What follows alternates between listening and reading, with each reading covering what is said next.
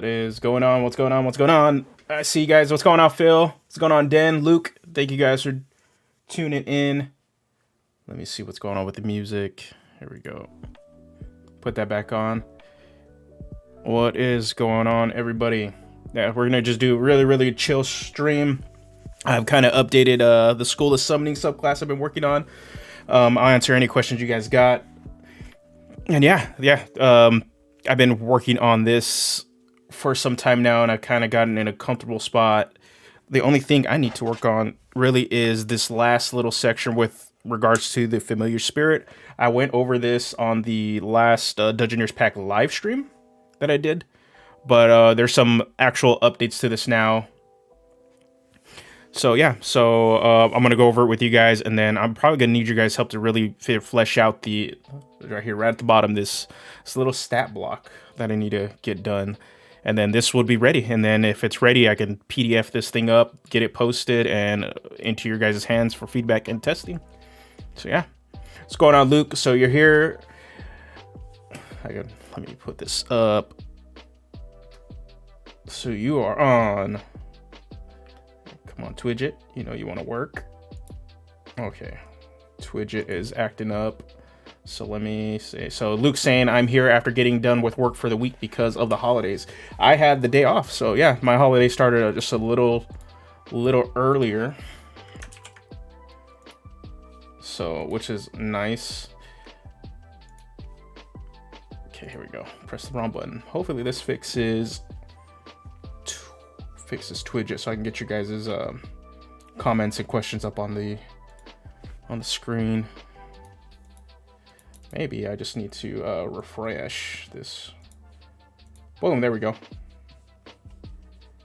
There we go. Boom, boom, boom. Here we go. Is it gonna go?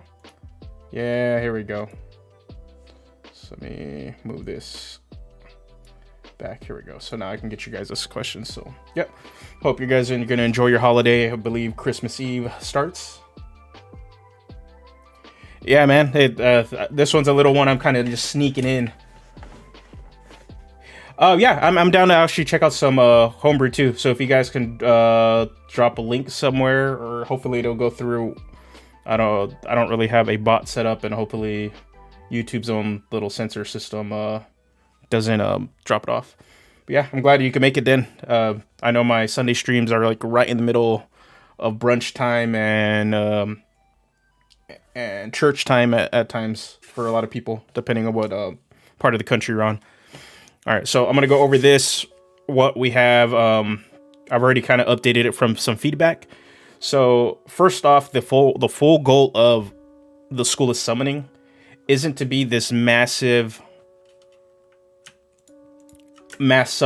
subclass. My intention is to make it so that you focus on having a single summon. So in reality, it is a wizard subclass that is really attached to Find Familiar and the summoning the summoning spirit spells from Tasha's. So it's really focused on those two.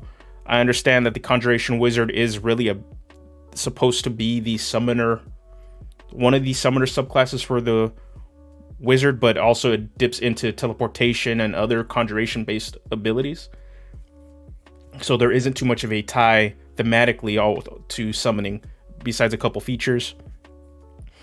And trying to think what else. Yeah, other than that, the other wizard subclasses don't really lean too much into the summoning stuff. The only other one that could summon and has the potential for summoning is the Necromancer, but they're all about mass summoning. So this is complete opposite direction. I want to focus on a single summon, one for ease of play. That's really what it comes down to. A lot of it is the ease of play, where having too many pieces on the board eats up a lot of action economy and the time. And while online dice rollers and stuff can make this move a lot quicker, if you're playing at the table, unless you're doing some sort of homebrew rules where you're only rolling a single die to really cut time for your all your minion pets. And normally takes eats up a lot of combat, and combat already takes as long as it does in 5th edition. So, yeah, Dan, let me pull up your comment. I can do it now because it works. So we're just saying a wizard-like variation of Wildfire Druid, but less about healing damage and more pet focus, a la Pact of the Chain. I would say, yeah, it's more in line with Pact of the Chain. Yeah, I would say, yeah, it's probably a crossbreed between both of those features, but mainly since we're a wizard, what I really wanted to do was play with specific kind of spells. So actually, I'll jump in and show what I have so far. I believe both you and Phil have been in the Discord, and if you haven't joined the Dungeoneers Pack Discord, there's a link in the description below. You can always jump in, and you can always see what us and every other person in the Discord are working on for Homebrew or character creation and stuff. Okay, let me see. Okay, it might have got caught in the bot. So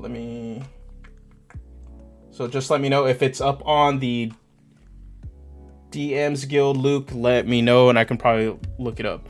So the first feature for my School of Summoning wizard is Planar Connection. Your study of extraplanar beings and your connection to them have given you a better understanding of communicating. I need to fix that with all beings. You also become proficient in your choice of one of the following skills: Intimidation or Persuasion. Additionally, you can double your proficiency bonus when you make a check using the chosen skill while interacting with the extraplanar creature. Big thing is with this feature, I really wanted to focus on really giving a roleplay angle. Originally, I had it on Insight as a way for the wizard to kind of read beings and read people. But with a suggestion, I think it was, a suggestion in the Discord with Ignacio and I believe Penny Pusher, they suggested, I maybe Drunken Yoda too. They said, hey, what about Intimidation and Persuasion? And then I really liked, and I really enjoyed that suggestion because it actually pushes the wizard into a little bit of the face role that they don't get to play in, and gives a nice ties this roleplay angle in. And then thanks to Krasiv for feedback, the original bonus I had for this was to give it, I believe, to be able to use your intelligence modifier instead of charisma for these skills. But he suggested maybe just doubling your proficiency bonus when speaking with extraplanar creatures. Again, I really enjoyed that one. Giving it more of a roleplay angle, this would be a good feature and to have if you're playing Wild Beyond the Witchlight, where you're dealing with a lot of Fae. Having the wizard open up and getting into that face role that they're normally not in gives you a little bit more, gives you really more roleplay opportunity. All right, Luke, as you said, it's on D&D Beyond. You can look up on A Path of the Thunderstorm Barbarian. Okay, give me a sec. I will look on it in just a sec before I could pull it up. Okay. D Beyond Homebrew is Thunderstorm Barbarian. Okay. Pull it up on the side. All right, the next feature, I completely revamped this one from the last, the first version of it. Originally, it was just going to be some sort of variation of the Pact of the Chain, giving you a bunch of buffs and stuff. But admittedly, I didn't find it exciting. I didn't find it exciting if I was going to be perfectly honest. My first rendition of it, I wanted a feature that was a lot more, that gives you that big draw of why do you want to play a summoner? What features do you get? And obviously, any sort of summoner base class, people want a pet. People want a cool pet, and admittedly, outside of the Warlock patron or the Warlock pack chain familiars, wizards kind of get shafted unless you start looking into some of the other familiars that are introduced in other books. So, it was suggested by Krasiv again, and it was already something I already was planning on doing. Give them a new familiar. Give them a special familiar that are a little bit more power and beefy, which I already had as a separate document, kind of just a potential idea. So with this one, it gives you the Find Familiar spell in your spell book. So if you don't already have it, it gets added in there. And then when you cast the familiar, or when you cast Find Familiar, you get the option to choose this familiar spirit. So when you cast it, you pick the familiar spirit. You also get to choose between the creature type, Celestial, Fey, Fiend, or Aberration. And the base Find Familiar spell, you get to already choose between Celestial, Fey, and Fiend. So I just added Aberration on top of that. And that ties into some of the Tasha spells, because you get to cast Aberrations as well as get access to casting Fiend and Fey, and maybe Beast. I'm trying to think. And then let's see what's going on, Drunken Yoda. Just see you dropping, buddy. Then on top of that, after choosing your creature type, you get to choose an additional movement speed. So your familiar is not dead in any times of play. So obviously you still got to do the 1 hour sort of summoning thing. Plays into the preparation aspect of the wizard that they kind of saw. They kind of have to prepare before they head out for the day. A little Batman-y. But if you know you're going to be out at sea, giving them an additional swimming speed and being able to breathe underwater while in air, you can choose flight, or you can give them a climbing speed. Just really, really depends.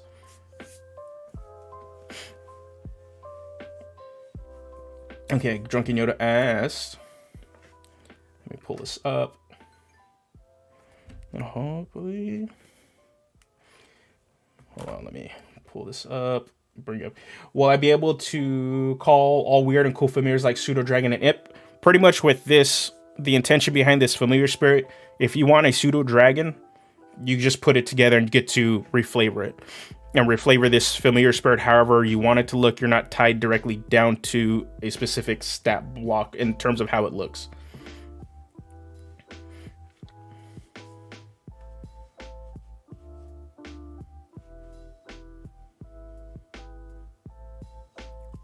That's right. I'm still looking at potentially adding a little bit extra, maybe like a quick familiar summon aspect to it. But ultimately, you give them the additional speed, and then the creature type, depending on what you pick, will. My idea is that it will filter in and give you special features, similar to how the Tasha's summoning spells act right now. So depending on which sort of mood or different aspect you choose, will open up certain abilities. So I haven't figured this out yet, and these are kind of just placeholder stats. So, but yeah, I'm trying to. I'm really actually bad with monster design, so I'm definitely gonna need people's help, kind of like figuring out the balance of this. Pretty much, the familiar spirit will look however you determine to look. So right here at the bottom, if you guys can see, I will highlight for you guys. You could determine the cosmetic characteristics of a familiar spirit. Your choice has no effect on its game statistics. So other than that, you get to choose how it looks, and if you gave it wings, it can fly. It'll grow wings unless you decide not to want it to grow wings. And then same thing with the swimming speed. Really, it's just to build your own Pokemon visually, and then depending on the options you choose, which adds more customizability, will get you access to different features. So that's the plan. Is like I think my idea is to give it a base attack, and depending on which creature type you do choose, will determine a damage type, and then also an additional feature that's tied to that kind of creature. So, for example, Celestial, when it does the base attack, it'll instead of just doing basic damage, it'll do radiant damage instead. Maybe, because the whole thing with the familiar, I'm pulling up. The whole thing with the familiar is one part of this whole class. So let me get into the other ones, and you'll see why this familiar kind of is a basis to give you like a long form pet, but it's not the only pet you're going to want. Let me switch. Okay. So then we get into greater summoning at level 6. So the whole idea is that you're building up your ability to summon creatures and be able to use them. But this is going to tie to your familiar. So with greater summoning, you're capable of empowering your familiar, enhancing its form. As part of casting a spell that summons a single creature, you can dismiss your familiar. When you do, the spell is cast at one level higher than the spell slot used to originally cast it, A creature summoned using this feature cannot be cast above 9th level. When the duration of the spell ends, the summoned creature drops to 0 hit points. You become incapacitated or lose concentration. Your familiar reappears in an unoccupied space within 15 feet of you. Yeah, so yeah, the big thing is like this is sort of taking inspiration from Digimon and Pokemon's Mega Evolutions, and then also Magic the Gathering. And Yu-Gi-Oh! A little bit. You kind of sacrifice your familiar to evolve it so that it becomes a stronger version of a different pet. This cuts down on combat clutter of like, okay, I have my familiar and then I have my summon pet, and try to manage to control them both at the same time. And then on top of like your regular own actions. So that's one of the reasons why, but also incentivize you to do it by getting a free level higher without actually having to dip a bunch of spell slots into it. And then even then, if that pet dies, say you have your familiar and you transform it into a mini beholder or something, for example, or some sort of aberration. That aberration form dies, you get your familiar back. Never having to recast it, never really losing it. It just devolves. It goes back to its baby form. All right. And then at the next part is some sort of okay, I'm going to answer some of the questions. Luke said, what was my inspiration for the class? Mainly, I wanted a subclass that plays with the Tasha's summoning spells, because they're super, super awesome. And also, I believe in the Discord, I had been working on some sort of summon-based class for some time, and I just couldn't nail it. And I felt some of that narrative fit into other classes better. But also, all the summoning stuff that's out there, at least in an official capacity, really focuses on summoning lots of creatures, and you benefit for summoning lots of creatures. While that's cool and it feels good when you're the necromancer that summons 100 undead and just have this army of people show up for a fight, in actual play, I play a lot at the table. I don't play too much online, so it's like, okay, well, am I gonna really roll 100 dice, or am I gonna roll even more of a legitimate amount, maybe like 10 die just for every attack, for everything, just to make sure they all hit? And that slows down the game. And I really enjoyed the design approach to Tasha's summons, the summon spells, where you get one super badass pet, and you just kind of focus on it. But there was no way to support that. So yeah, and I chose Wizards specifically because they are the class that's tied to, their narrative is tied to studying magic. So they would take the time to figure out how to create bonds and pull creatures and create a partnership, and that's the big thing. It's a different, or some sort of partnership, compared to a warlock where you're a servant to the patron. The patron kind of just gives you this power at the expense. It's more of a knowledge thing, but I can see this sort of summoner archetype fit into other subclasses, and it wouldn't be surprised, like, you can just adapt this to do that and actually make it even more specified. Like, I could see this being a summoner sort of pet subclass for the druid, where you're either going to summon a face spirit or you have a beast as your companion. And then I can see this as a warlock, like expanding on Pact of the Chain, and then you kind of have this sort of build your familiar thing for it. And then I could also see it in the sorcerer to some extent too, and then you already see it in the artificer, where with all the pet subclasses they're gonna have already, so you can kind of see it. Yeah, see what Phil said. I'll bring this up. A patron's familiar isn't necessarily loyal to the warlock, and that's the thing with the wizard. They are really intent on building that sort of relationship, and it does take after a lot of more of the anime influences of Pokemon and Digimon, and then of doing that, of building this connection with your familiar to make them evolve to greater forms. So that was like the big thing I was trying to hit. And originally I was trying to do a summoner class. I know Phil and Den and then Drunken Yoda were all in the Discord, and I was kind of spitballing ideas, and a Penny Pusher too, and then Ignacio, all bouncing off ideas. And then eventually I just felt it was easier for me to fit and condense these ideas into a specific subclass. All right, thanks for the sub, Jeff. Thank you. We're actually really close to hitting 2,500 subs. My goal for the year was just to hit 2K, and yeah, we now that we're almost halfway to 3. So I'm hoping. I think with that one, we're only like 3 off of 25. We can hit 25 by the end of the year. It'd be awesome. Exceed my personal goal of the year. So thank you again, Jeff, for subbing. And then Dan, you had another idea. Reactions could allow you to lean into spells use. For example, if you cast a spell, Celestial Minion boost a spell in some way. We'll see. The big thing about familiars, the familiar itself isn't going to grow. Right, because it's not going to be, I don't want it to be a traditional pet. I want it to be a familiar, so it's going to, I want it to bring some utility, but also have some combat abilities in there. So that's the big thing. So what I want to do, and I think the way I approach design isn't to start off super powerful, and it's probably maybe a wrong way to go about it. Because I will say it's a lot easier to make something broken and then scale it back than it is to make something weak and then try to push it up.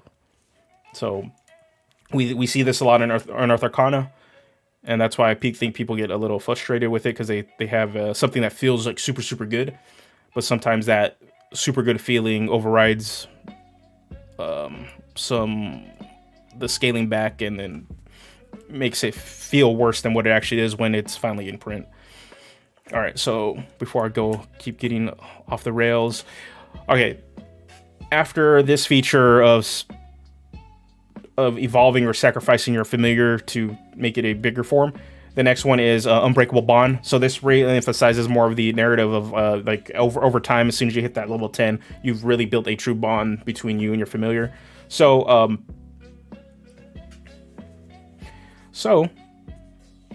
what I did with this one is take a little bit of the Conjuration Wizards thing, where when they're at the level 10 features that you can't really break their concentration if they've been hit by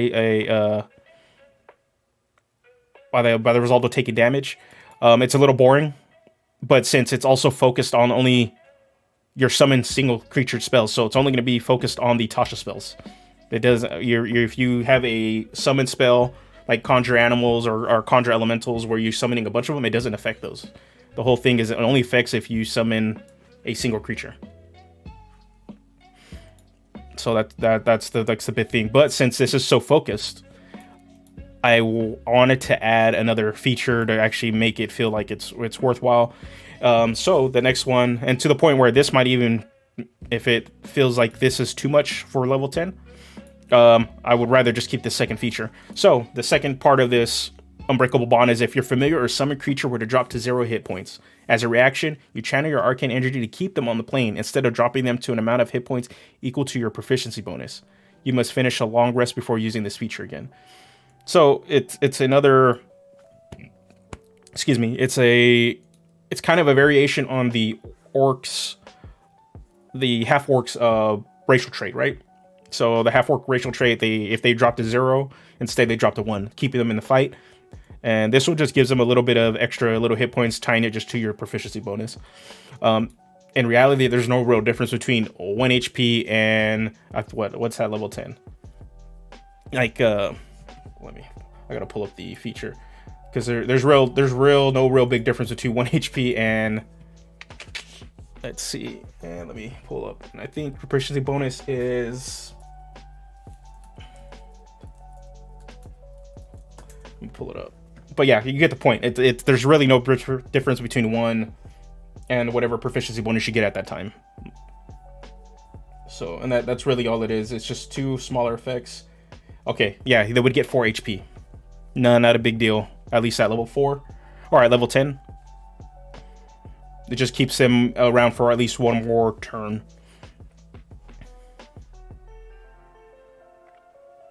I thought about doing the concentration, or at least giving it an advantage. Part of the issue I have with this is coding, like the word coding. Yeah, and then good point. Yeah, and it's probably something I need to focus on, Phil, too, is just like go ahead and go a little bit nuts and not really worried about trying to balance it immediately when I write it. And just go nuts, have the idea, put it on paper, and then scale it back after feedback. So that's good advice. All right, and the last part, where this is kind of where it all wraps up. True summoning. So you get this at 14th level. When you use greater summoning feature, tying it to the level 6 feature, you may make the summon form permanent. So you're turning your familiar into, for example, an elemental, a single elemental. That elemental stays. The only way you're going to lose it is the following way. So you don't, the thing is, like, the extra buffs, by making it permanent, you don't concentrate on it anymore. And then you can command it as a free action, so it's a permanent pet. But if the summon creature is reduced to 0 hit points, or if you attempt to summon your familiar again with the Find Familiar spell, the effect ends and the summoned creature is dismissed. So yeah. And that's the big thing. This is like a really feel-good feature. Like, I'm not sure how strong it is because it's very, very focused. But the whole thing is like, yeah, your summoning is so good that it keeps its power form throughout the whole game. So yeah, get a read. So yeah, and that's the big thing. I'm liking how this is turning out. It really just comes down to just making sure I get this last little block done. If I ever play this, I'm calling my familiar Pikachu. Yeah. So one thing I saw a lot of suggestions in the Discord and stuff. It was to give free spells or give additional spells to the wizard, ones that focused on giving them access to more summons, but a lot of the suggestions were a lot of mass summons. I'm always weary of giving wizard more spells since they have the most spells already in the game. They don't really need more spells compared to some of the other classes and subclasses that really need those spells in terms of kind of buffing up their power, but also to give them the flavor they need. Wizards have access to so many spells that they don't necessarily need more to hit the flavor because they already have it in their base list. So it's more so, most of wizard design, if you look at a lot of the features, the really, really solid ones interact with the spells in some way, allow you to manipulate or enhance your spell casting, because wizards are a spell cast. They are the spellcaster. That is their role. All right, Luke, I have to go. I'm going to karate. Have a good night and rest your stream. Thank you for stopping by and having some good practice at karate. I used to do karate when I was from the age of 4 till I was 15. So a lot of good memories. Doing that. Okay. But yeah, so what I need some help with is the intention of 14th to allow or not allow additional concentration summon spells to be active. If I can code it in a way, and maybe I need to do that. I don't want another summon spell, honestly, at level 14, but I want the ability to allow for other concentration spells to be active.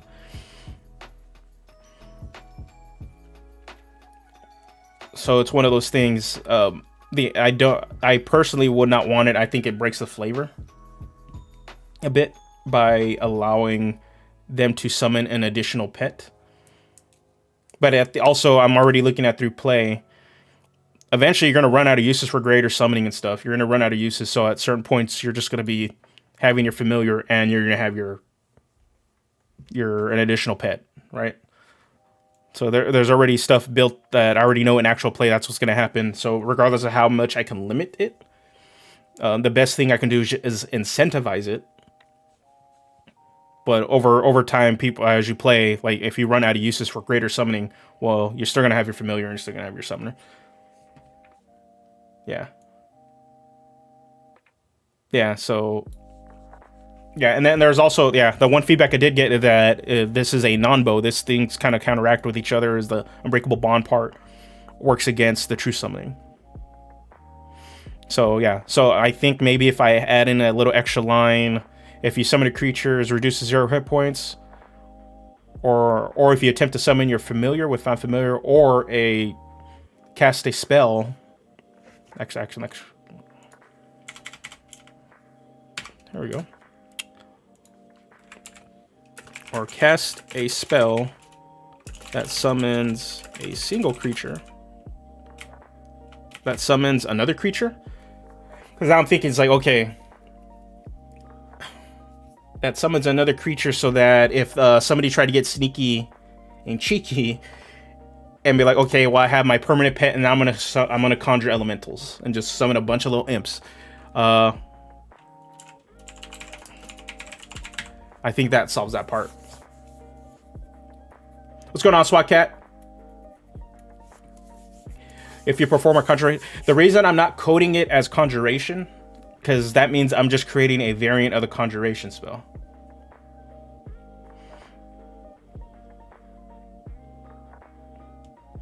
So yeah, so I think if you cast a spell that summons another creature, so this limits stuff. This puts a limit on like I said, having your big Tasha spell elemental as a permanent thing, and then you also trying to sneak by and be like, okay, and also I'm gonna cast conjure elementals and get a bunch of imps on top of that, and then my familiar. So I think this, yeah, good. Thanks for pointing out, Phil. This fixes that little thing I miss, because that helps it out and it keeps it in focus. What's going on, Rich? Yeah, I wasn't, but then I also did say might sneak in a live stream here. There's a good chance next week I might sneak in another live stream too. We'll see. Originally, I was gonna do some stuff, kind of showing off a little bit of the script and maybe a supplement I'm gonna attach onto that for the Tempest Cleric video I'm working on. But I decided, no, I want to finish my summoner. So yeah. So what I need help with is this angle. So a lot of what I'm pulling on for familiar stats is a little bit, and I'll explain why I'm doing it this way. So let me drop in design off really quick, and then we're gonna bring up my internet image. Did it? Okay, here we go. So when I'm looking at, obviously the owl is probably the most popular option for the base wizard familiar. A lot of it's because it's flyby, and then it's the wisdom, the perception checks, and having an advantage on that, making it a great scout. So, but what I'm looking at it, and I'm terrible when it comes to actually designing any sort of monster. A lot of what I do, if I'm going to make a custom monster for my game, I don't even care if it's balanced. And part of it's because I play with 7 people that just try to break the game all the time. Is that when I design monsters, I take something that's close to what I want and then just add another feature and ability for the thing I want on top of it. So I don't really balance. So for me, it's a lot harder now that I'm trying to attach a stat block onto this class, the subclass, that I need to really kind of look at what I'm looking at. So what I noticed, at least with the owl, is that it's getting at least 3 main traits that'll give it its flavor. Obviously the attack, and then a flavorful, pretty much the flyby trait, and then something that enhances it. So what I'm looking at doing for my subclass, let me bring it back up. I have no idea what my neighbors are doing. Hopefully you guys can't hear it. I have some VSTs now on my microphone because they finally updated the software for the Wave 3. So hopefully that you guys don't hear background noise like whatsoever. And then my voice comes in crisp. All right. I'm going to actually... You could power the owl up with some pregog, allowing advantage after a successful talent attack. I was thinking, because I'm trying to figure out if I want to allow, obviously, multiple play styles with the familiar. But realistically, in combat, what are you doing with your familiar? Part of me wants to add like some sort of tackle attack because obviously, like Pokemon and stuff, just, you know, Pikachu doing like some tail whip or stuff. Well, it was called, no, David. The neighbors are not knocking boots. They have a family over, and I don't know if they're working on stuff or something. But yeah, they got people over. So part of me does want to do a tackle attack or some sort of melee. Let's put melee attack. We'll just put, I'll call it Spirit Strike or something like that. But then the safe bet would be just to give them a really sort of short range, maybe to a 60-foot, 30 to 60-foot ranged attack. They just kind of like get to blast, Spirit Blast instead, and keeping it somewhat of a shorter range, and having like a really small damage output on it. But is changed by the creature type that you pick. Sort of, I think for me, keeps them in a danger zone, making them that they can die. But at the same time, at least giving them some sort of use outside of just spamming the help action.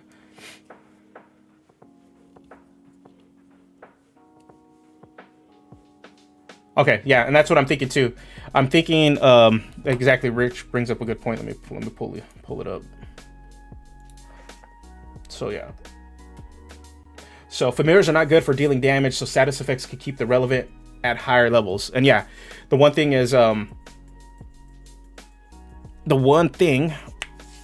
we need this feature to be relevant at later levels, because the whole point is that you want to use your familiar throughout the whole game, unless you're turning into massive summons, right? The damage output I'm thinking is like maybe only a D4 plus proficiency bonus, so that plus your proficiency bonus, so that kind of scales. And then the damage type is associated with the with your creature type, and an additional rider effect that just kind of like a cantrip level rider effect. I'm not making Jareth the Goblin King out. No. Yeah, and then say Denasis, you brought up a good point. This is one thing. Most familiars you used in combat is to do the help action or deliver touch-based spells. So, and that's really what it comes down to. So what I want maybe is to give this familiar something different, or if they're already going to be doing the help action stuff, maybe give them a bonus for using the help action, right?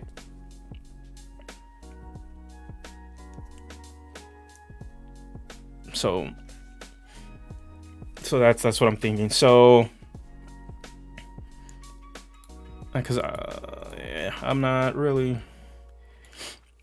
because really that's what it comes down to: touch spells and the help action. And if that's going to be the go-to options, it's either forcing players to choose a different option so that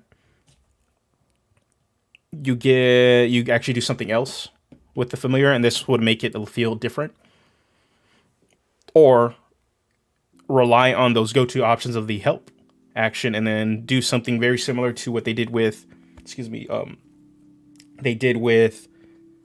the Fey Hobgoblin, and then add at least one feature whenever you use the help action, this happens. Play into and design towards players' preferred playstyle already.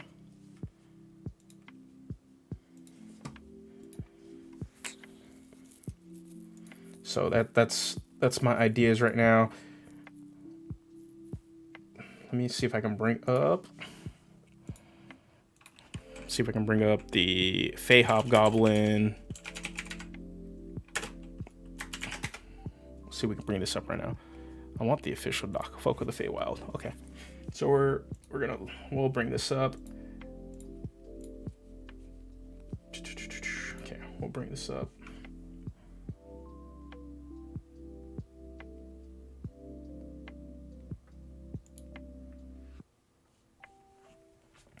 Yeah, for sure I wouldn't want them to heal. So, but giving them a temp HP points on touch would be good. Late to the stream, but if you had an if you could have the magic missile spell with the caveat of only shooting one missile cast. Magic missile's good, but it's too good. It's too good. I would want to see personally a magic missile wizard subclass. But I could also see like a magic missile based subclass, like in the vein of the failed Strixhaven subclasses would be sick, because then you're gonna have a magic missile subclass for the wizard, the sorcerer, and the artificer, and and then all three of those would be like perfect magic missile base classes, subclasses. Okay, what I want to do, let me bring up the internet again. Okay, we're going to look at this really quick to see if we can pull some ideas. And I'm really, really hoping that they do bring this Hobgoblin back. Eldritch Blast is similar, but I wouldn't say it's like it is the Magic Missile class.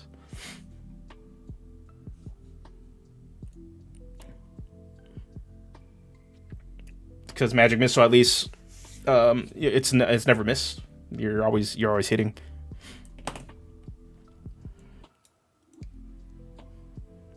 Okay, so the reason why I really, really enjoy the Fey Hobgoblin, and they're supposed to be appearing somewhere else, so it'll be interesting where they show up, is because they have this help action that you just ride on top of it. So we're gonna look at it. I would just want to give it one. I would only want to give it one feature,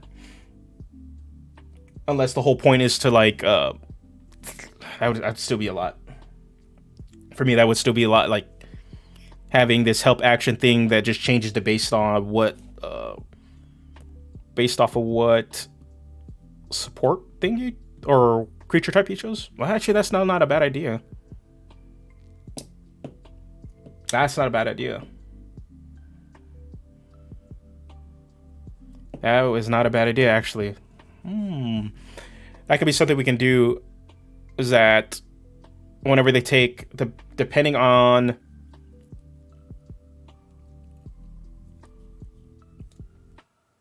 I don't know if it'd be too much. Let's see. Okay, so let me look at this first. So whenever you use the help action, if we choose hospitality when we use the help action, each gain a number of temporary hit points equal to 1d6 plus your proficiency bonus. Then passage, you and a target of your help action each increase your walking speed by 10 feet until the start of your next turn. And then spite, until the start of your next turn, the first time you or your target help action hits a creature with an attack roll, that creature has disadvantage on the next attack roll that is made within the next minute. So obviously with the Hobgoblin, they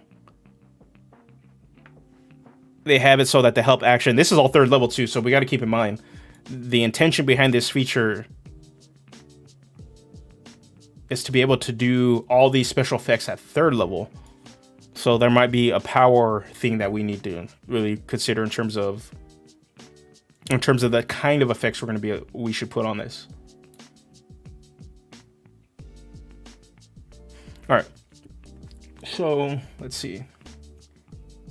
So yeah, that's what I'm thinking, then. Like, we can have, it would be 4 different help actions, and that would be like the thing, since we would play into the aspect, right? We were playing into the idea that already we know players are going to use the help action with their familiar. So and it's already stupid strong. Like, help action is just really, really good. If they're already going to play into it, okay, well, they get extra bonuses for doing so, depending on what they're doing. They're already playing into the a player's and intended choice of and reliable actions that they choose with their familiar. Okay. So I'm thinking that help action we consider an action, and then the attack. Let me pull my thing back up. And I'm like, for me, like, I might just be too strong, but oh well. Okay. Can Slaughter Chops have a claw attack? Slaughter Chops needs to. I can't even talk smack about Slaughter Chops. And everybody forgetting about their pets and stuff, because I forget Lulu our their party's celestial Holophant is there too. So okay, so maybe some sort. Okay, so I'm just gonna write this. Come on, InDesign, give me this. Okay, so actions. We know we want an attack. I'm just gonna move this up here. We want an attack.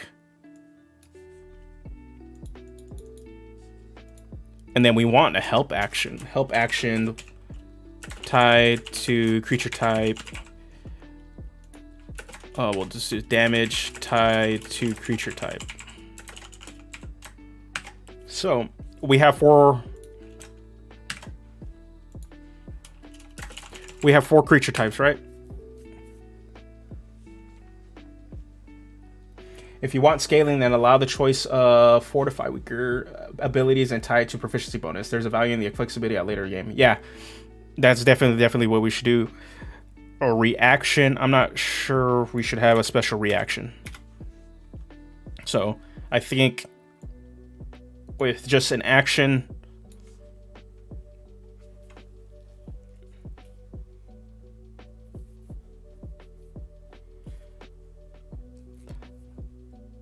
Thinking, because I'm not sure of, because there's no inherent traits, but I think that's kind of fine, because your inherent traits, and what I mean by inherent traits, I gotta pull the internet back up, right? We have flavorful stuff like right here. These are the inherent little traits, and I think not having those is okay for this familiar, if the whole point is to be spamming the help action, right, with it. So let me see. One thing, we're gonna look at the UA subclass, Strixhaven subclasses, because I just want to see the. We'll pull these boys up. I want to look at Lorehold's pets, because this is kind of also the inspiration of like giving, based off of like the creature type, giving different options. So I just want to see if they have an inherent trait. They do. They have Ancient Fortitude. If a damage reduces the companion to 0 hit points, it can make da-da-da-da-da. And if they have Sage's Counsel. But this is a pet, so they're like a full-on pet that you use to attack. And we're just attaching all the help action to it. Okay, I think we're okay not having something like that. I wouldn't want to give it flyby or anything like that.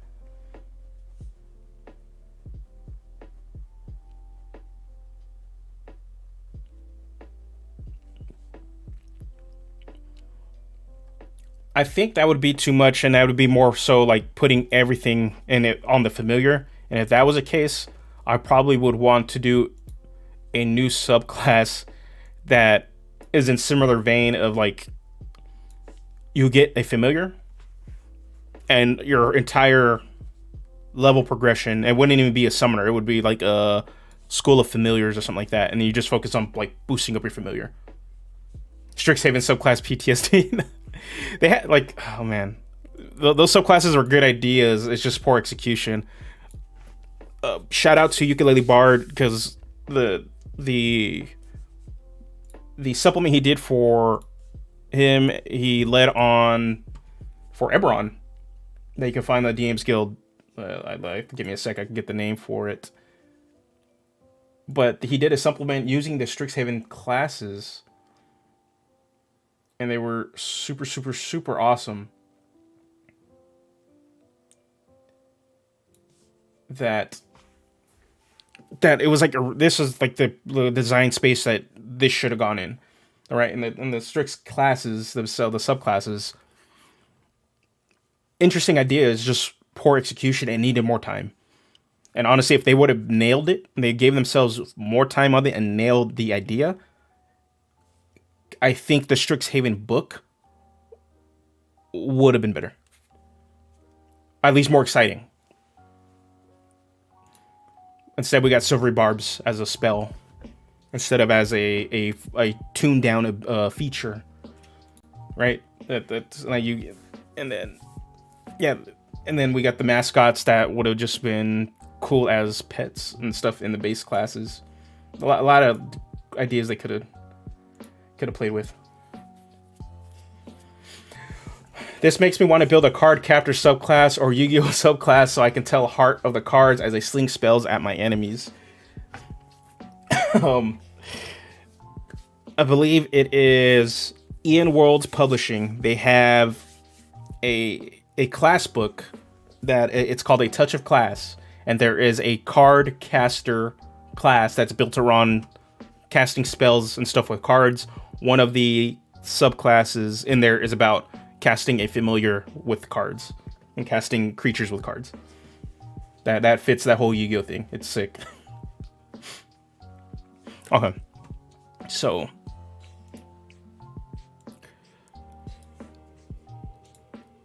we're gonna go Celestial Radiance. Let's just nail down the attack. Then we got Fiend, right? Fire, Necrotic.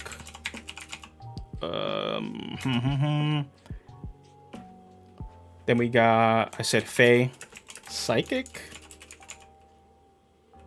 I have no idea. I want to say Psychic, and then Aberration. For sure, that's Psychic. Yeah, so for sure that's gonna be Psychic, right? So, and then we'll use.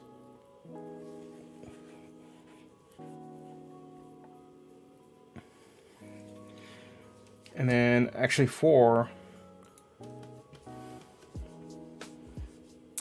okay, hold on. We put the internet. Okay. So maybe UA Drake Warden. Let me pull that up again. Reason I'm gonna pull up the Drake Warden, you guys aren't gonna see it on screen, is a lot of it is just excuse me, my eyes are bothering me right now. I want to see how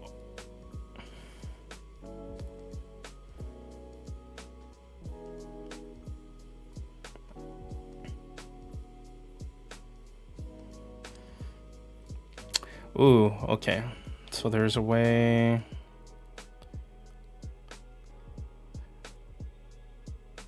Okay. Oh, okay. Cool. Now okay, so the way they coded this makes it interesting for the Drake Warden and Ranger.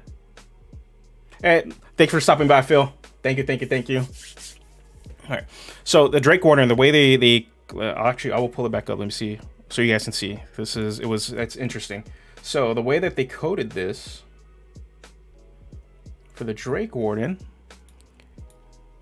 in terms of like damage types association, this is how it was, and this is the UA. So they gave it the feature Draconic Essence, right? And then it says when you summon the Drake, choose a damage type, and then blah blah blah. The chosen type determines the Drake's damage immunity, whatever.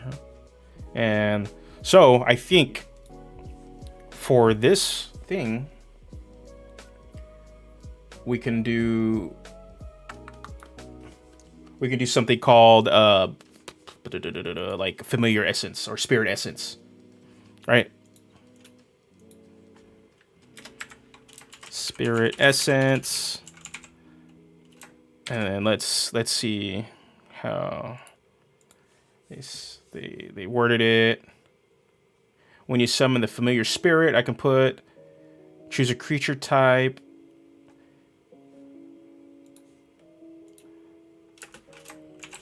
You summon. Oh, you summon. Is it your? How do they say it again? Let's put it off to the side so I can actually. The loveliness of having two screens. Okay, so I can just keep this here on the side. When you summon the familiar spirit, choose a creature type. Okay, we need, hold on, we need, no.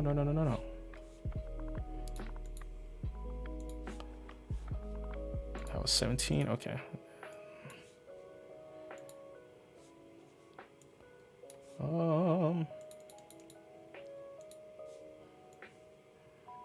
Bruh, come on. Okay, that's why. Sorry, having issues with this, and I can. It's probably because the reason is this is the reason why. Nope.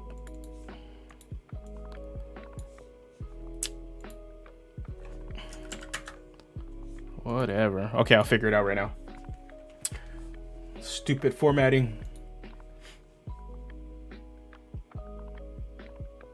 Yeah, and that's the big thing is whenever you summon the familiar spirit, choose a creature type. So, and that's also the intention too, is that this familiar is gonna have play all the time, right?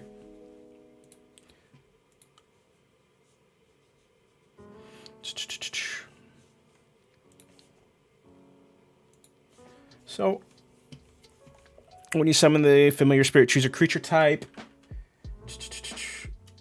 Choose a creature type, and then we're gonna list the creature types. Thanks for stopping by, Rich. Thank you. And I hope you have a Merry Christmas, sir.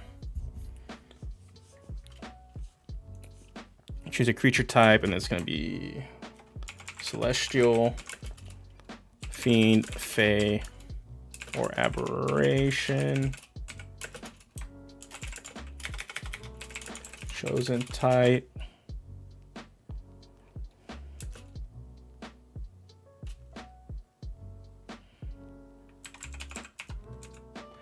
The chosen type determines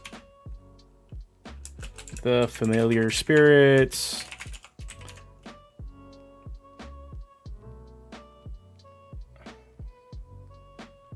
Oh, determines the damage of its attack.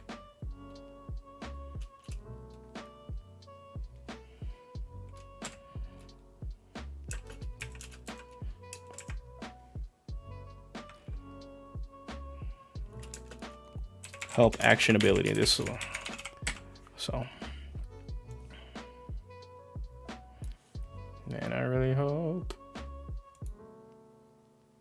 Okay. So yeah. So this is what this is. All right. So this is going to be just coded this way, so that we know. Oh, okay. So that's interesting that they do this. Okay.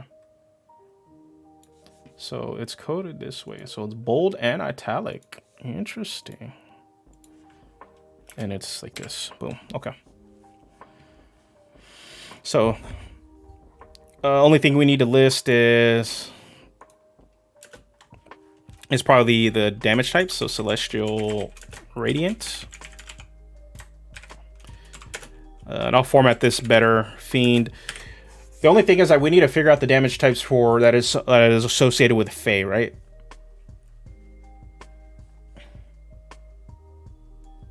Actually, I can probably list that on the attack itself. So, excuse me.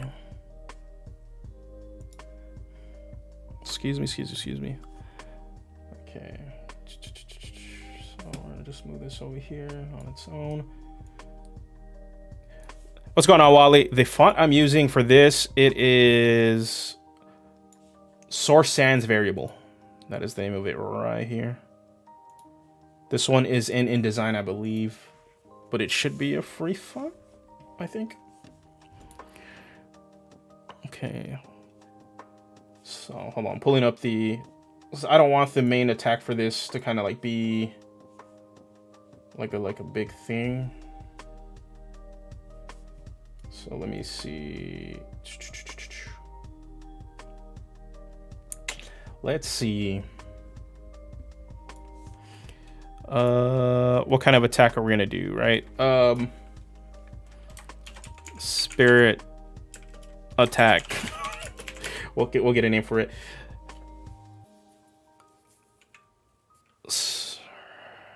I'm not. That's the thing. I'm not really sure.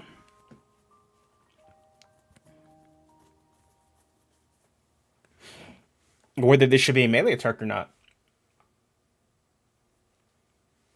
I think it should be a ranged attack.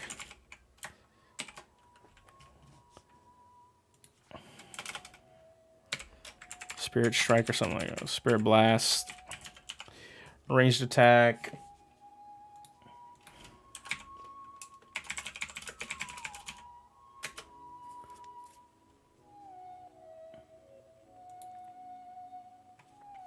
It's gonna be a ranged attack. I wanted to have like a medium, kind of, actually I wanted to have a shorter range that I'm thinking about it.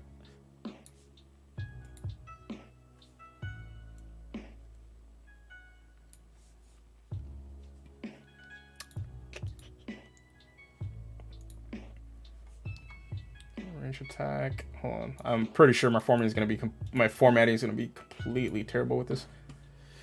Okay, so we need to have a plus. Okay, this crazy. Okay, so this is supposed to be italics.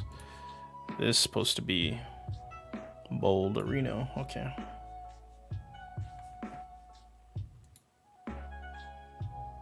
Oh, bold and italic. Okay, interesting. Okay.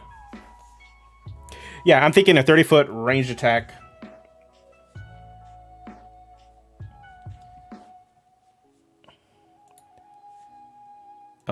Let's see.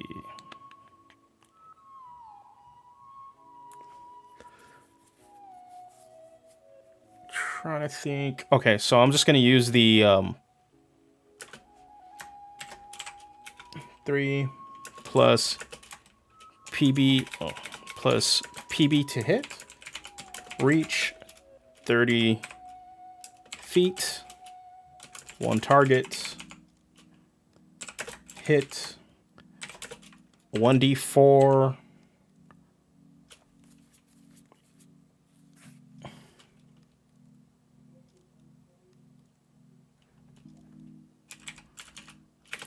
Plus PB.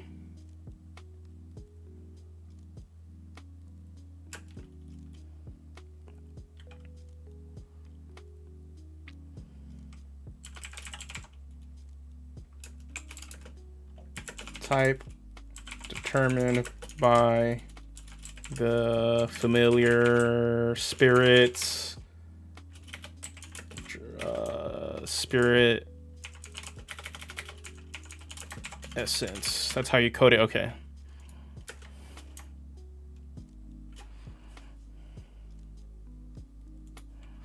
Maybe just code it this way. Radiant damage.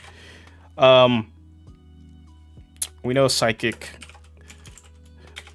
for sure. The only thing, and I would like you guys' feedback on this in terms of damage types for Fae and Fiend. My gut reaction with Fiend is always say fire. That's just what it is. I always want to say fire, but I could see the argument for necrotic. And Fae, based off of the illusion-based magic, I want to say psychic too, but we already have that with aberration.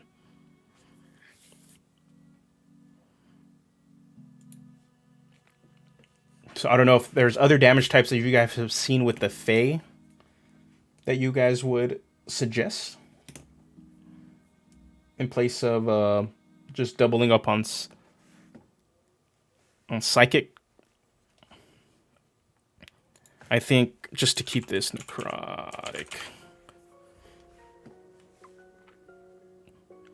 So I'm trying to think. Let me on the little side here. Damage types. DD5E. Let me see that something that just sticks out.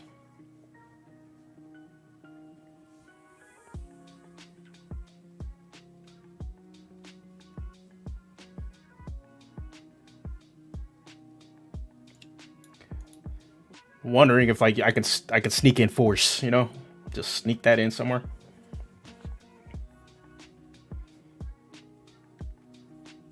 I don't know what you guys would think. Because part of me too kind of wants to drop aberration, but I think giving access to the people that want to play like the weird, like tie this to aberrations and have yourself open to like some like weird space kind of stuff. That'd be sweet. That'd be super, super awesome. For now, we're gonna put force. I really like having like alternate damage types for this, but I don't see Fae having force. I see them having psychic. My inclination is to give it psychic and maybe give aberration force, but I don't know if that feels right either. So, and I don't want to double up psychic and psychic. The only difference would be like the help actions would be different, right?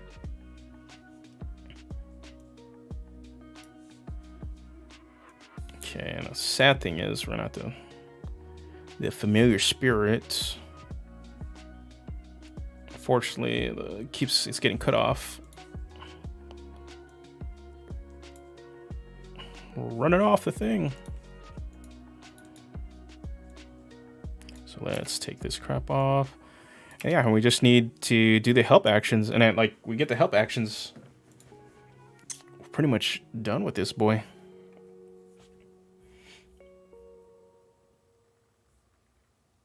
We are pretty much done. Okay.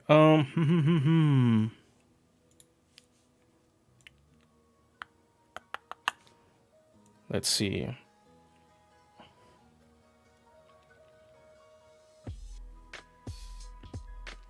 Okay, we just need to do some underlining here.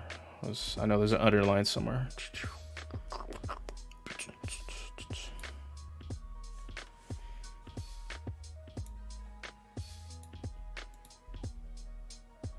It's a line that goes throughout the whole deal. Ooh. Okay, so we're gonna take that underline off. Or this got to be bold, bold, bold, bold. And then we need to add a line of Reno here.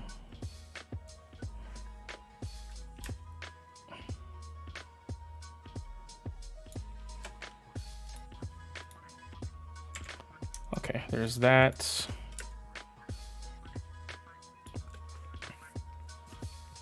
Ooh, okay. Ooh.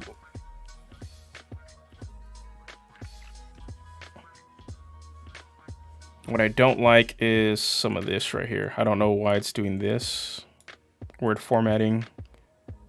May have to just fix something on my own.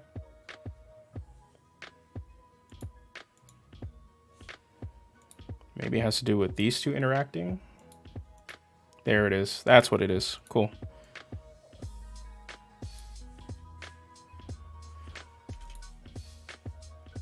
That's what it was. Okay.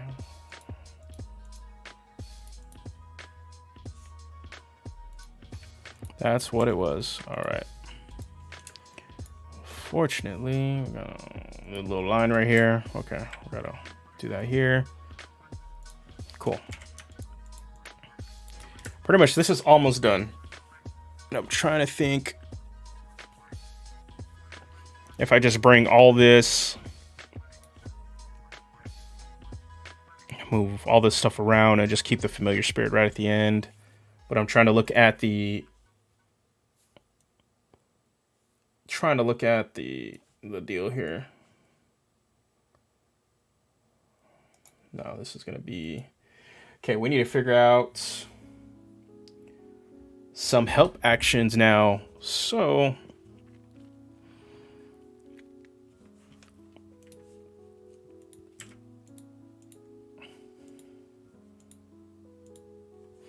we need a cool name for it. That's what we definitely need a cool name for the help actions. And then fortunately they're not going to fit right here at the bottom of this page, so I need to move. Excuse me. We're going to move these down, down, down, down.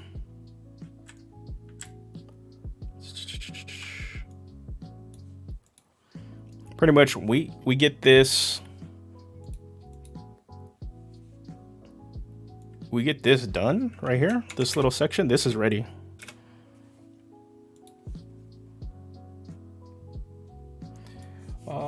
The only thing is, okay, cool. Cool. Okay.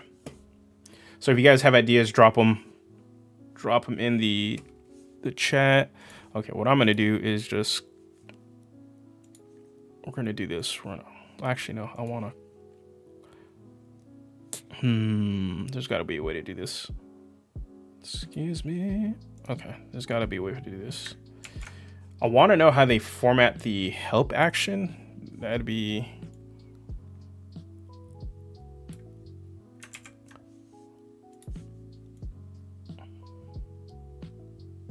interesting to see. Okay, actually, dummy self. Let's bring up that UA and just see how they folk UA, right? Then that'll tell us how they formatted the Hobgoblin stuff. So they put Fey Gift. But okay, that's why I'm dumb. I'm even dumber. Okay, it's because they don't. It's formatted for a race trait, not for a.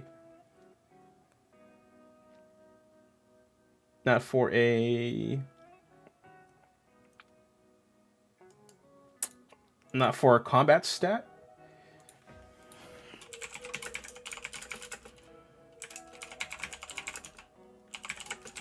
Okay, what I'm gonna do is see if I can find like a creature stat block. If you guys have ideas like or know a creature stat block that actually uses the help action built into it, then let me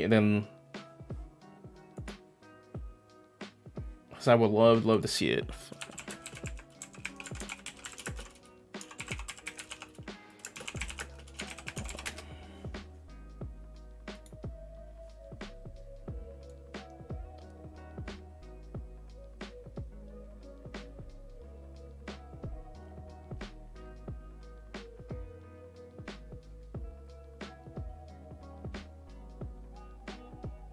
Okay.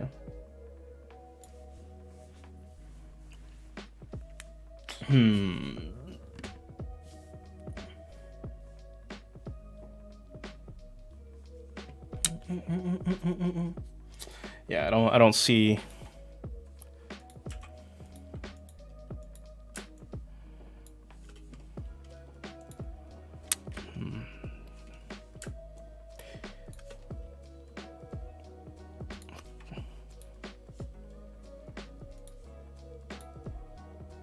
Spirit assistance. Oh, familiar assistance.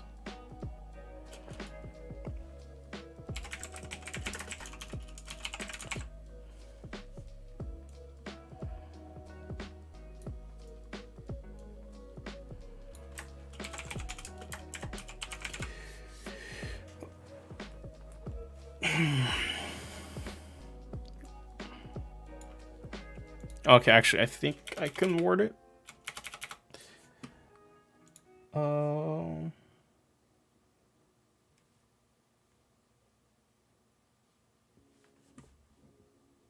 think it's gonna be something like this. When the spirit familiar takes the help action,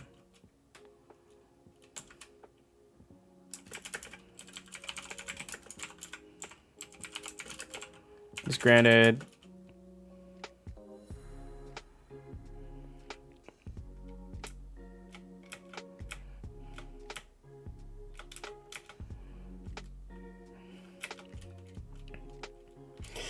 Ooh, kind of tough trying to word this in a way. When the spirit familiar takes the help action, we're gonna pull up.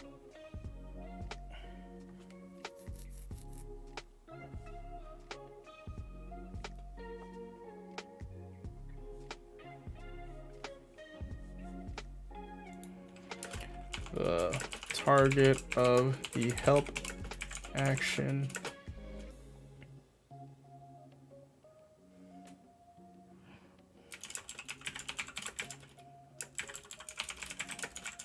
if it determined by the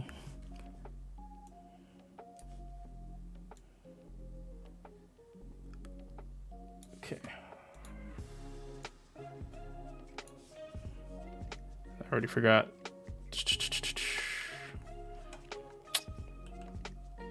Okay, look at this, buddy. Okay. Give me a sec. Determined by the familiar spirit's spirit essence. Okay, that's what I needed to see.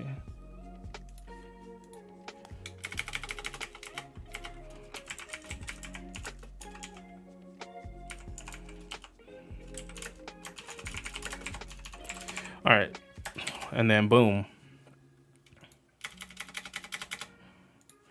When the familiar spirit, not spirit familiar, takes the help action. Okay, hopefully this makes it code and sound right. Hopefully. Hopefully.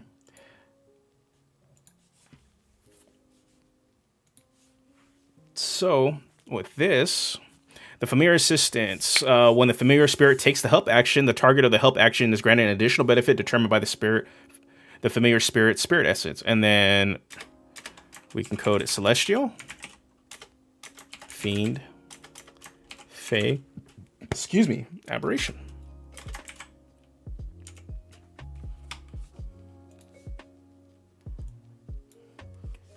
Hold on, let me just move this up really quick. I gotta move this stuff down again.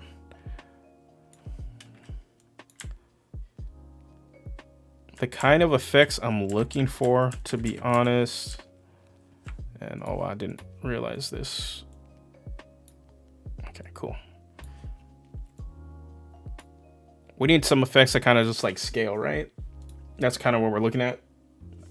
So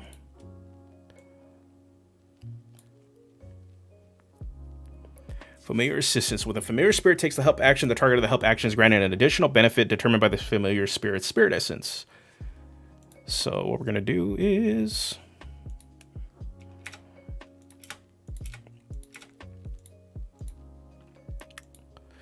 all right, so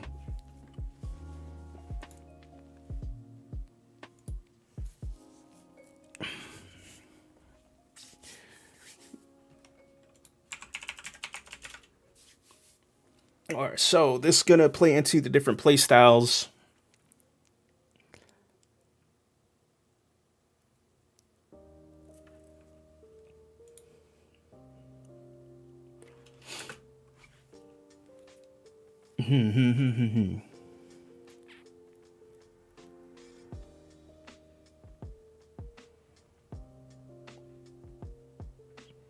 Okay. Trying to think, what could we do with this? The Fiend one, I think maybe this is the aggro option. The offensive option. Let me put this. Offensive option.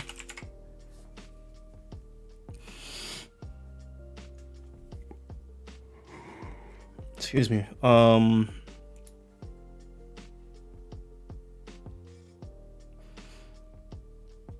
Maybe this one's the defensive option. And then these both utility.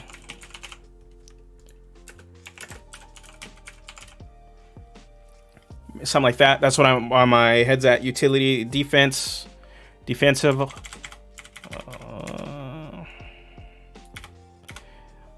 Offensive, utility. temp. Like for me, the way I see Celestial, maybe something what Rich had suggested, temp HP. So it's limited, it doesn't stack. Right? Temp HP.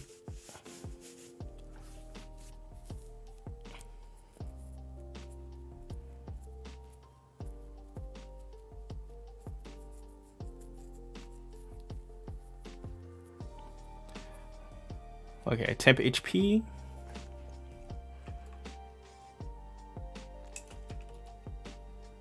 Equal to PB. Proficiency bonus. So that it scales. You're not getting a lot of it, but you're getting something.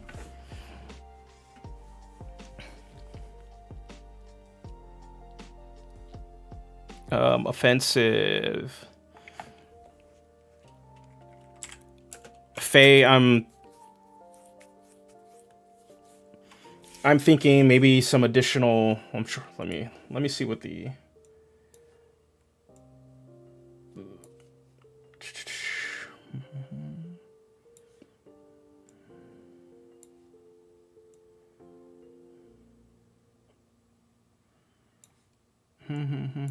Oh, hold on. Bringing up the wrong one.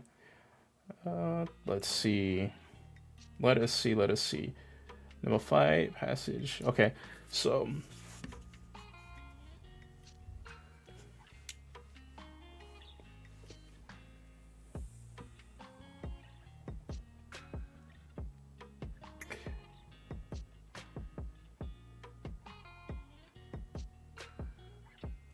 I'm thinking Faye, some sort of movement.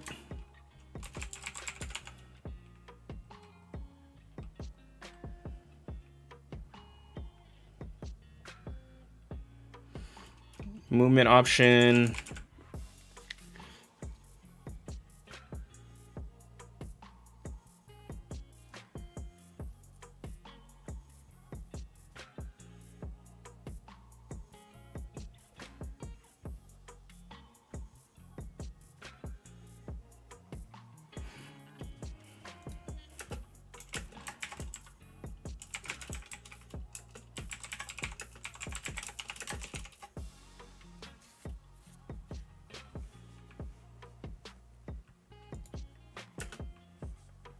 Trying to think what else you can get.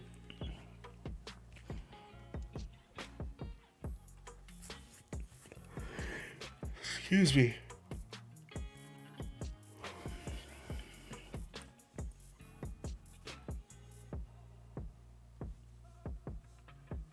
I'm trying to think what other utility.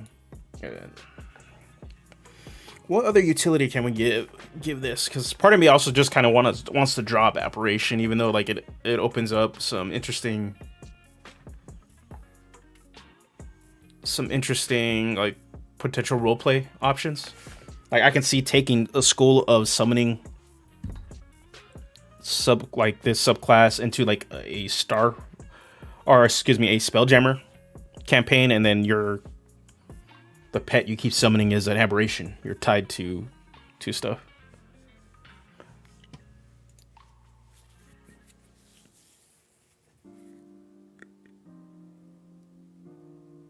Okay. I think I'm gonna have to think on this. I'm looking at the time too. So maybe some sort of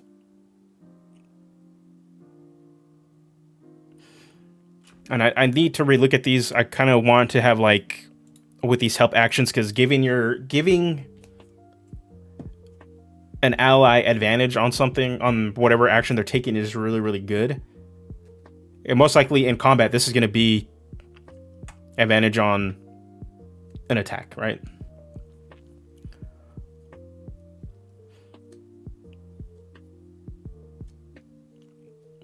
So what I want to do is look at like cantrip level bonuses that are flavorful, that fit within the deal, within what we want to do. So, okay. So,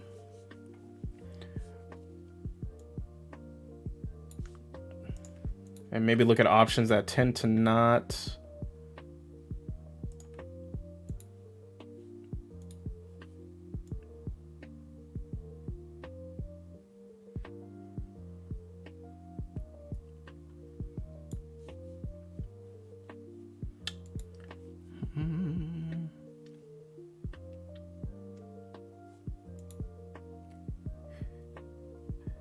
Specifically for the summon, no. I'll put up your question on there. Specifically for the summon, so do you have some kind of movement utility for summons? For the summon itself, no. What I'm thinking is that the Fae option will give you some movement. So Fae have, obviously their teleportation is like big, very, very common. That's why you see it in the Fae Wanderer subclass. But also Fae have charming effects, enchantment effects, illusion effects. So I'm trying to consider all of those ideas and fitting them into that. All right, because that's like the big thing is like fitting that into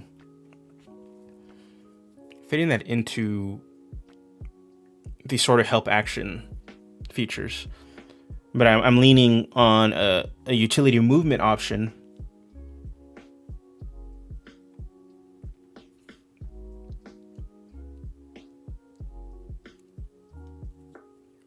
so that, yeah, the utility movement option so that it can, it at least picks up on that sort of teleportation angle that the Fae tend to have. But I'm just trying to do it in a way that will not be busted. So right now I'm kind of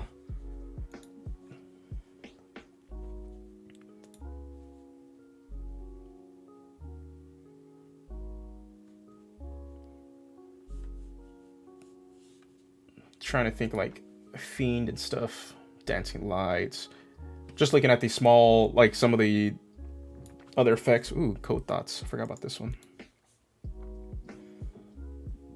Excuse me, frostbite. I don't want to do just straight guidance because we don't really need to, like, already giving them an advantage on stuff. We don't really need to give them extra bonuses to the specific skills, just giving them more utility on top of that advantage.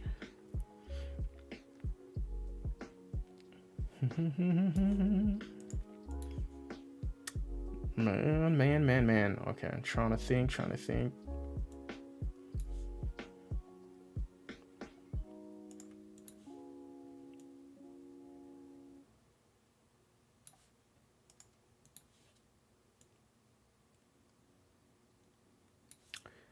gonna try to see. Okay, cool. I got some other options right here. Trying to think. Okay, maybe because I'm trying to think of a defensive option. Obviously, temp HP is cool, kind of boring.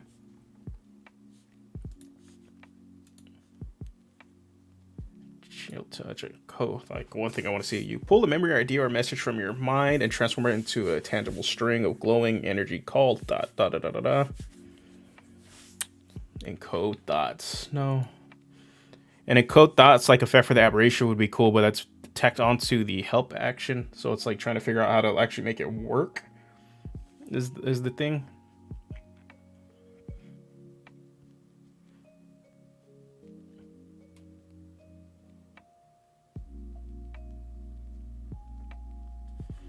No, not frostbite. No frostbite. Okay, hand of radiance. Okay, nope. Mind sliver.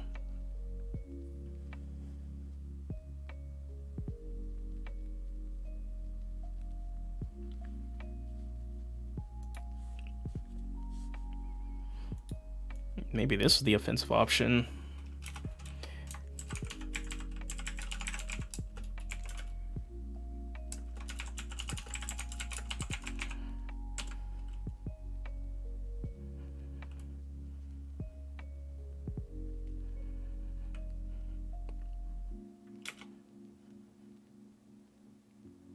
Something like that. Enemy has disadvantage on the next saving throw or something. That's one idea. It's also really strong, to be honest. I'm not gonna lie. Giving enemy disadvantage will save throw. I'm just gonna put ideas on. Did I see additional 10 feet?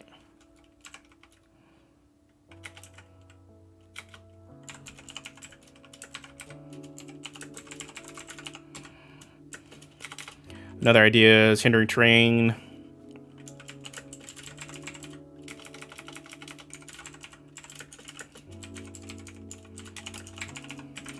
Hindered by difficult terrain. Another idea would be that they don't provoke opportunity attacks. But I think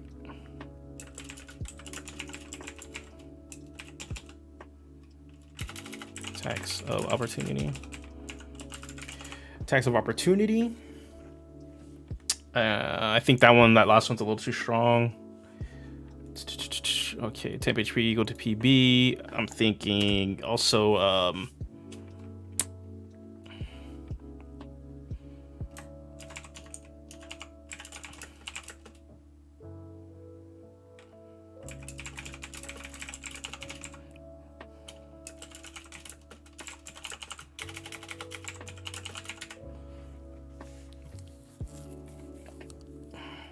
something like that.